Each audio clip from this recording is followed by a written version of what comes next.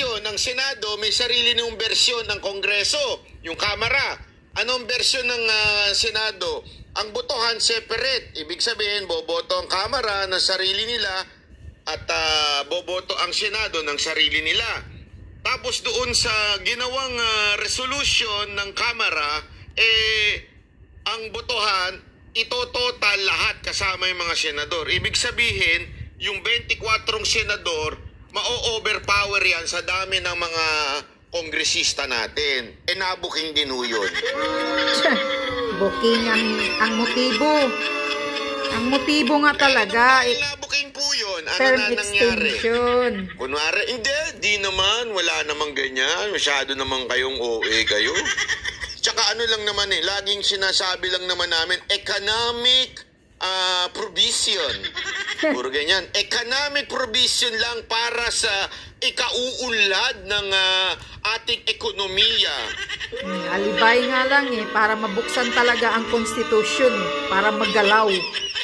Alam mo, sabi nga nila, bakit nung panahon naman ni Pangulong Duterte, meron pa yung pandemya, umuunlad ang ekonomiya kahit nagkaroon pa tayo ng isang malupit na humagupit sa Pilipinas na pandemya, bakit naman umunlad tayo sa ating ekonomiya?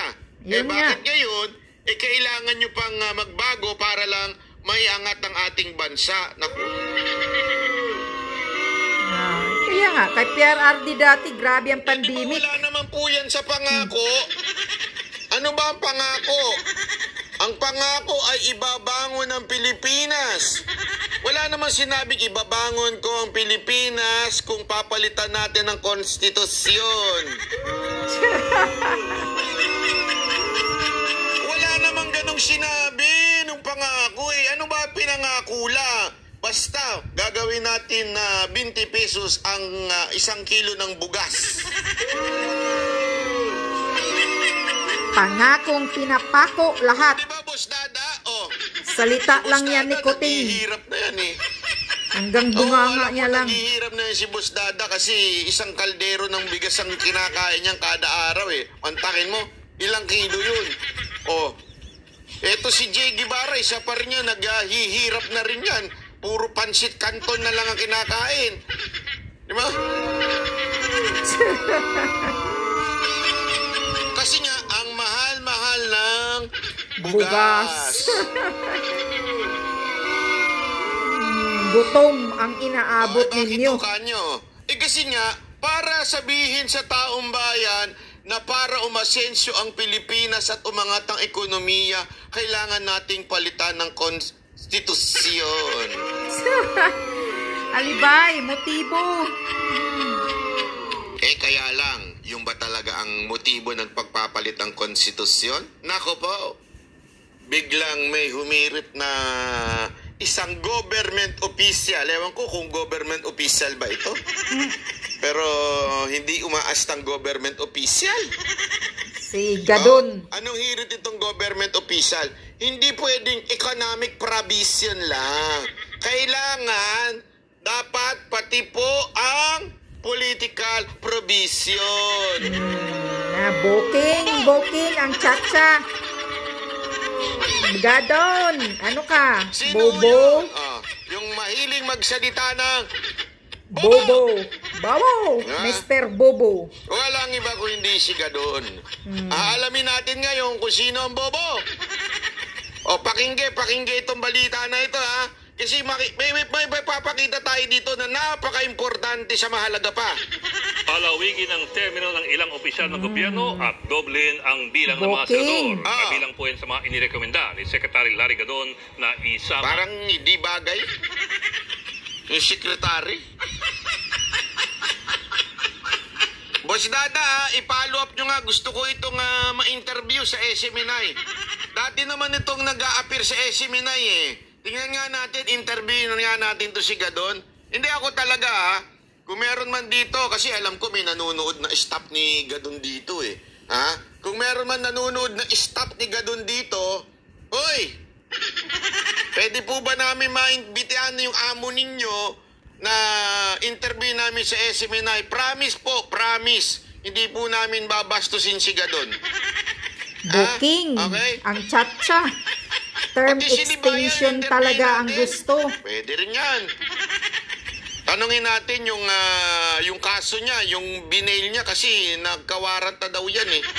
Di umano, sabi ni Melo Yap. Sa charter change. Pero tinablayan ng ilang senador at mga congressman. Nasa frontline ng balitang yan si Camille Samonte. Sige nga. Sumulat si Presidential Advisor for Poverty Alleviation Larry Gadon kina Senate President Liz Zubiri at House Speaker Martin Romualdez. Tama ito sinabi nung isa, oh. Clickbait lang yung amyendahan ng economic provision.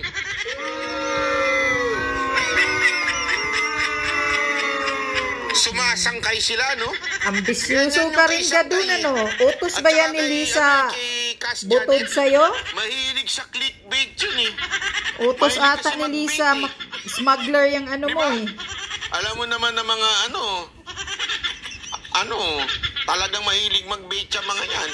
Para manawagan na isama ang political provisions sa charter change o pag-amyenda sa saligang batas. Oh! Heto ang mga mungkahi ni Gadon. Heto. Sabi ng frontline tonight, heto. Ito nga, sige, ano ba yung mga gustong baguhin? Una, palawigin sa 6 na taon ang termino ng mga lokal na opisyal kabilang ang mga mambabatas, mga gobernador, vice governors, mayors, vice mayors at councilors. Pangalawa, ano daw ang una? Eto House of Representatives.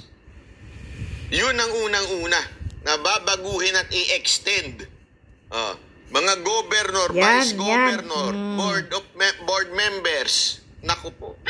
Mayor, vice Ibig mayor, sabihin, councilors. pag may palpak na mayor, tiisin nyo ng 6 na taon. Kaya nga. Pag merong mga kongresistang nagnanakaw sa pera ng taong bayan, tiisin nyo ang 6 na taon ng pagnanakaw ng congressman na yun. Gano'n naman nangyayari ngayon eh. Puro nakaw eh. Left and right Pag ngayon eh. merong may tililing na gobernador, naku, ang dami niyan. Tiisin nyo ng 6 na taon.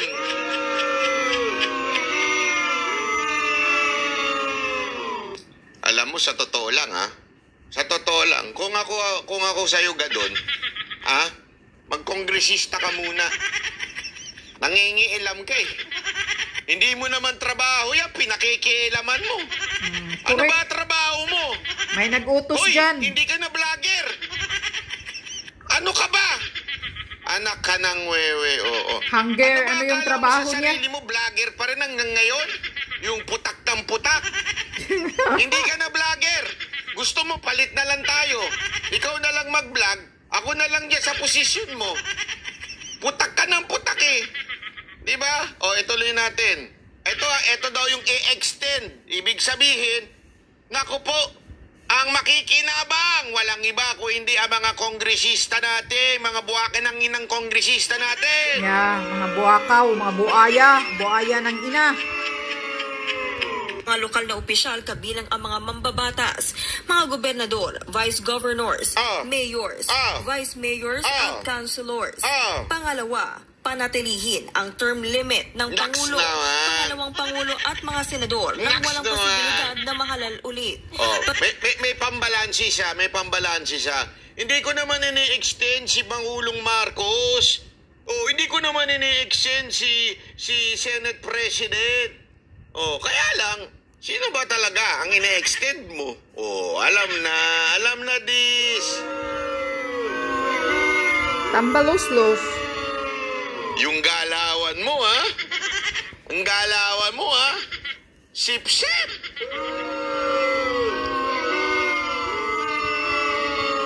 Hindi, totoo naman eh. Siyempre, alam niyang medyo kaduda-duda at siguradong maraming magagalit kung ang sasabihin, extend ang Pangulo. Sigurado, alam niya maraming magagalit. Correct. Ngayon pa nga lang, nagpapasurvey na kung sino ang susunod na Pangulo eh. Maraming magagalit yan. Sigurado pag sinabing habaan yung termino ng Pangulo. Di ba? Napaka-obvious na. Ngayon pa lang, nagpapasurvey na ng presidente kung sa 2028, ganun na kainip ang tao. Tapos, kung sasabihin yung extend ng presidente, malabo yan, di ba? Kaya lang, Isinuot niya yung yung congressman. Sip-sip na naman kang tambalos-los. Ang mga congressman ang bumabudget. Naku po. Pag bumabudget, ibig sabihin, nandyan ang pera. Oy. Nako. Ang term limit ng Pangulo, pangalawang Pangulo at mga senador nang walang posibilidad na mahalal ulit. Pangatlo, sa 2028 national elections daw dapat ipatupad ang term extension para masigurong hindi makakatakbo ang mga kasalukuyan. The extend term should take effect. Naku po. 2028 in ensuring that local officials observe the present 3 consecutive terms cannot. Paingat pa daw kunwari. Yang opisyal, gusto rin ni Gadon na doblehin ang bilang ng mga senador. Mula sa 24, gawin daw itong 48. Pag-isipan din daw sana ang pag-transition ng gobyerno mula presidential papuntang parliamentary. Iminungkahi rin ni Gadon na dapat ay mula sa iisang team na ang ibobotong presidente at vice-presidente.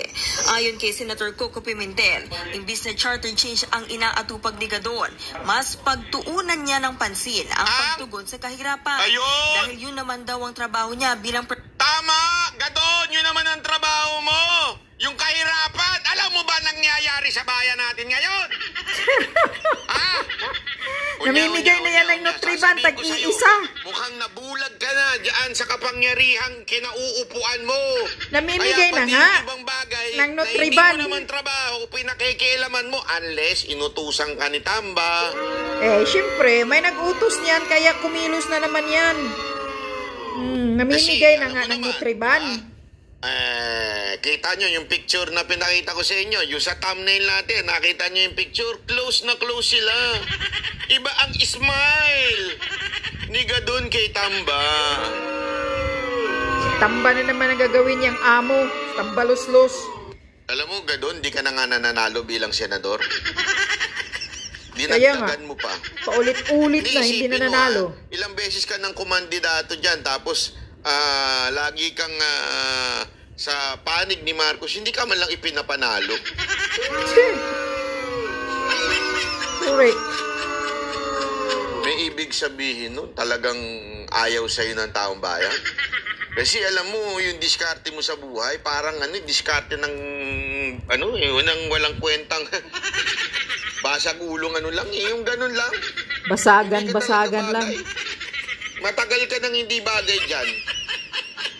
Kaya nga dati nung mga magkakaroon ng mga pagtitipon, yung mga vlogger, yung susuporta sa Duterte, tapos pag nakikita ko to,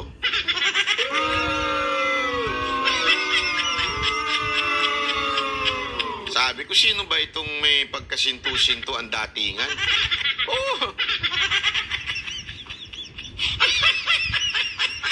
Hindi, alam mo, hindi ko naman sinasabing sintu-sintu ka, ha? Sinasabi ko yung datingan mo lang. Di ba? Na parang sabi nga nung isang moderator natin na si Garski, mukhang may sapa. Mukha lang naman. Mukhang may sayad. Binanatan na nga ni Maharlika Naku naman, no. Ganun. Namimigay tapos ng Nutriban, isa-isa lang. Ito mong hirit, ito yung mga nakakawalang galang sa'yo, Yung hindi mo trabaho, pinakikialaman mo. Tapos sana kung hindi ka palpak dun sa trabaho mo, parang palpak ka. Mamaya ipapakita ko sa iyo kung bakit ka palpak, ha? Presidential Advisor for Poverty Alleviation.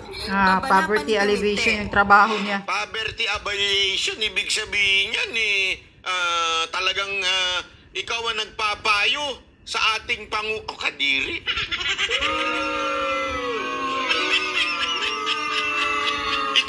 Papayo, kaya naman pala sus. Kaya naman pala ang bayan natin patuloy na naghihirap dahil sa'yo. Patuloy na gutom. Patuloy na gutom. Gumagapang na sa gutom. Baka akala ninyo, baka akala ninyo nagloloko ko. May ebidensya tayo, may ebidensya. Pero unya, panoorin muna natin. Meron talaga agenda. So mag-ingat tayo, wag kaming kakagat at igabayan namin ang taong bayan. Yun eh. Yun sa tingin ko ang dahilan kung bakit yung sinasabi mong paulit-ulit na bobo, tila mas bagay sa'yo. Bakit kanyo? Kita mo ngayon, para mong nilaglag yung mga congressman na paulit-ulit na nagsasabing economic provision lang. Kaya nga, sinungaling nga talaga mga manlulukong congressman eh. Dinabuking tuloy ngayon na talaga nga namang may plano kayo.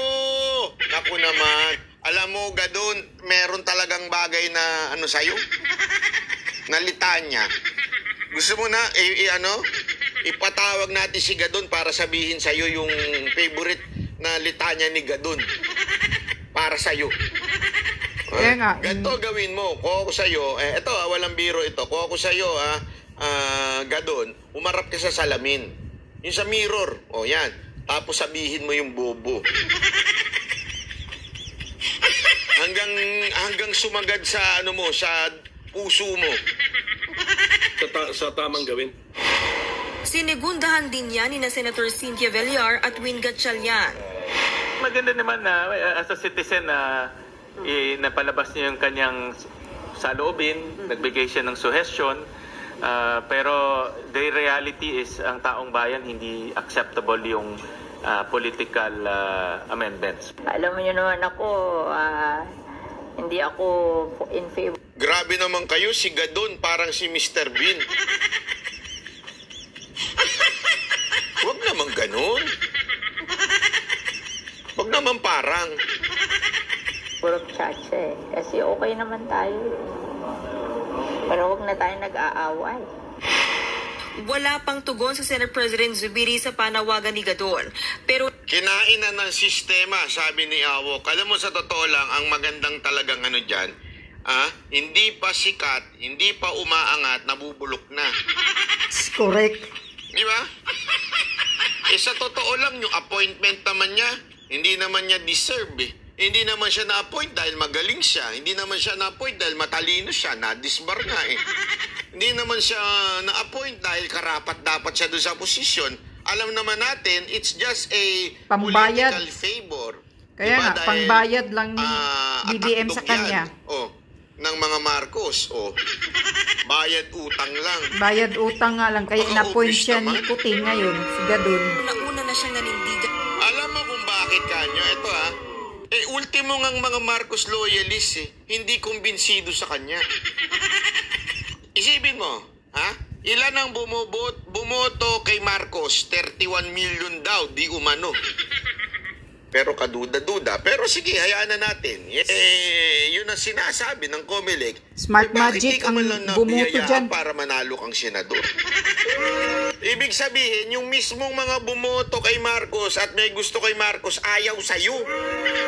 Correct. Ganun ka. Kaya halatang this is just a political favor. As in pay. Bor. Savor. Na economic provisions lang ang babaguhin sa saligang batas at hindi siya papayag. Ayun, sabi niya, gusto ni Gadon, 48 ang senador para pasok na siya.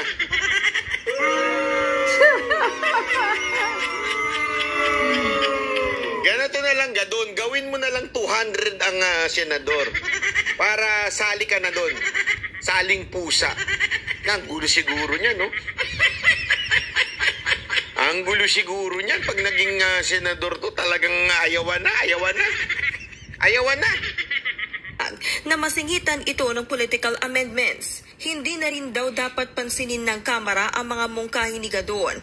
Ayon yan sa chairman ng House Committee on Constitutional Amendments na si Congressman Rufus Rodriguez. Mismo ay, si grabe naman.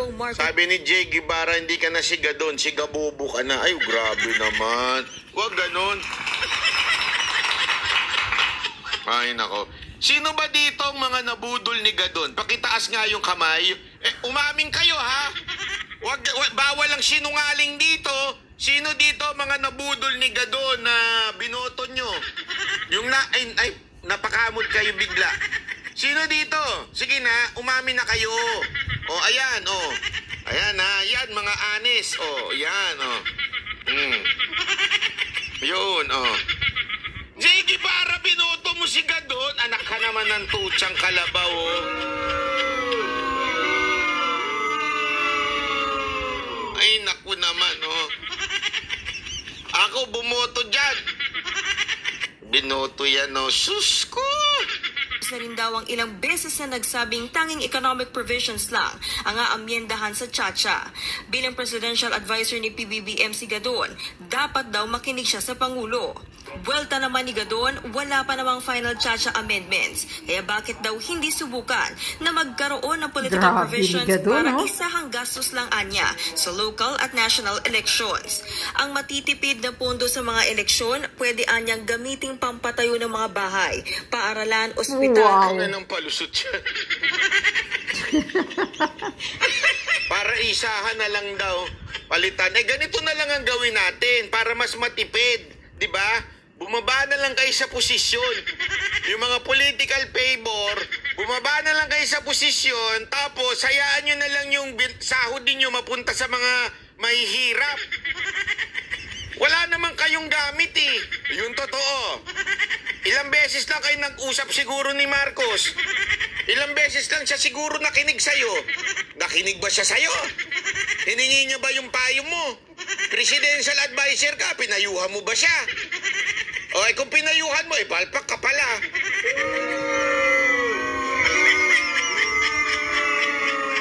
Hindi yun ang totoo. Ang daming posisyon sa gobyerno, puro political favor lang. Yan ang baguhin nyo para makatipid ang gobyerno. Hindi yung bababuhin yung konstitusyon para lang masabing makatipid. Ano to?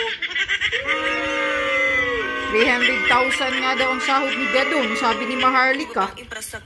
Walang trabaho, nagsasayang ng pera. Nagbabalita mula sa Frontline, Camille Samonte, News 5. Yun na nga tama yung sinabi nito nung OFW tayo, sabi niya, ano ba ang silbi ng DSWD pa? Tapos meron pang pong forpur.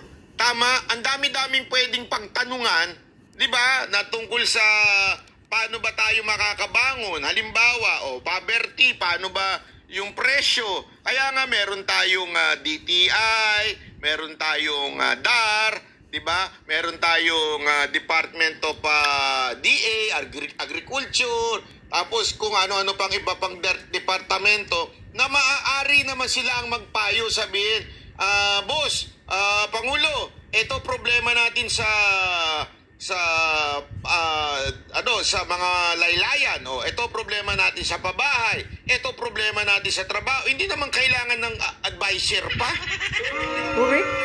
Sasayang lang ng pera ng taong bayan ang sinasahod kay Gadon. Sa totoo lang, magkano sahod niya? Secretary level yan. Tapos may mga benefits pa yan. Ubusin nila yung pera, wala namang gamit. 300,000 nga, sabi ni Maharlika. Maaalala ninyo, sabi nga, sino ba nagsabi sa akin nun? Si Atty. Trixie ata Sabi niya, ilang beses lang daw mag-cabinet meeting. Tapos, ilang beses yun, sigurado ako, hindi ka pa kasama doon. Sigurado ko, kasi di ka naman tatanungin. Ikaw ba kasi seryoso kang tanungin? Kaya nga.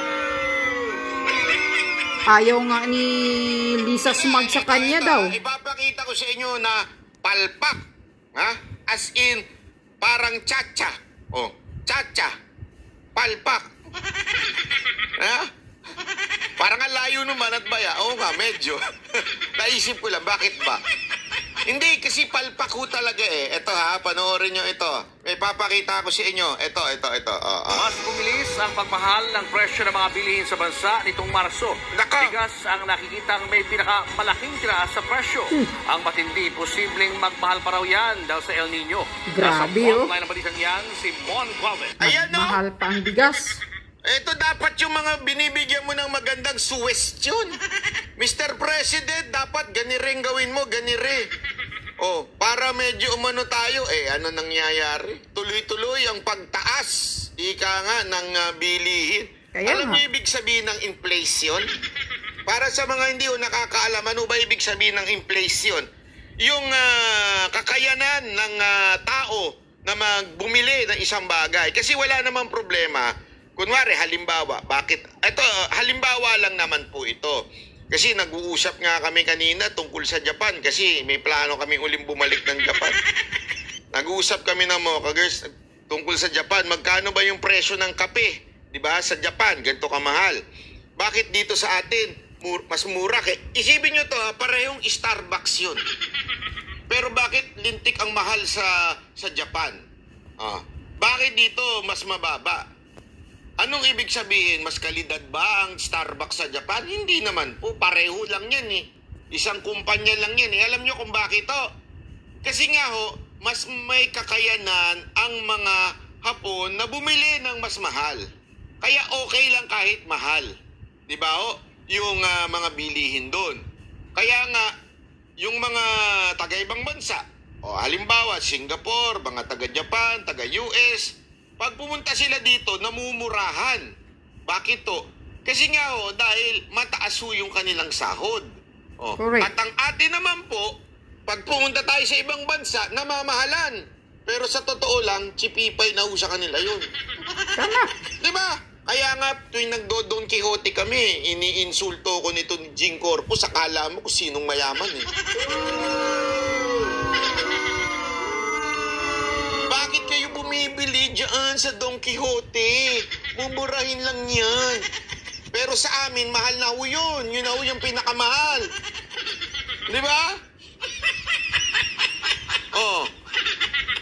Bakit to? Ibig lamang sabihin, yung purchasing power natin, mababa. Tapos, habang mababa, nananatiling mababa ang sahod, pababa ang sahod, lintik. Pataas ng pataas ang presyo, lalo na ng bugas. Yun na nga eh. Kaya gumagapang sa hirap talaga ang tao. Parehong may regular na trabaho ang mag-asawang sina Rick at Cha Audal na taga Mandaluyong. Sa hirap ng buhay dahil sa pinag-aral ng mga anak, nagtayo pa nga sila ng sari-sari store at naglalako ng merienda para pandagdag kita. Ang sarap nun, saba. Favorite ko yan, saba. Pero kahit sumasahod at may tindahan na, kinakapos pa rin daw sila minsan. Siyempre, yung pagkain, mga mamahali yung bilihin na ngayon. Hindi na namin dati, yung 500, marami na ako nabibili. Ngayon talaga, sir, wala. Pag bumili na ako ng 1 kilong karne, wala na. Kunti na lang yung matitira. Ang problema nilang mag-asawa, ramdam din ng milyong-milyong Pilipino sa ngayon. Dati nga, yung naalala ko, yung panahon nung ako, nagpapagas ako, 2,000, full tank na yun. Grabe ngayon ang full tank. Napapa-full tank ka talaga eh. Grabe talaga ang presyo.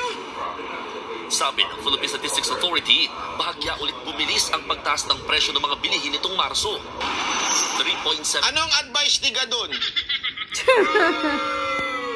Palitan ang political provision ng Pilipinas. % na yan, kumpara sa 3.4% lamang noong Pebrero. Nako po, patay tayo dyan. Ito ay ang pagsipa ng presyo ng Grabe, iba't ibang pagkain. 5.7 food inflation, no? Tingnan nyo. Food supplies.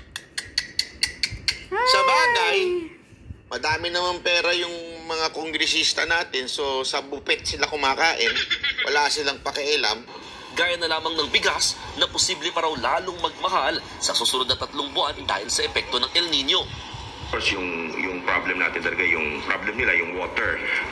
Doon sa mga may... Naku, mamahal pa yan, tubig at saka kuryente. Naku pa, patay tayo dyan. Kainit pa naman ngayon. Grabe yung ngayon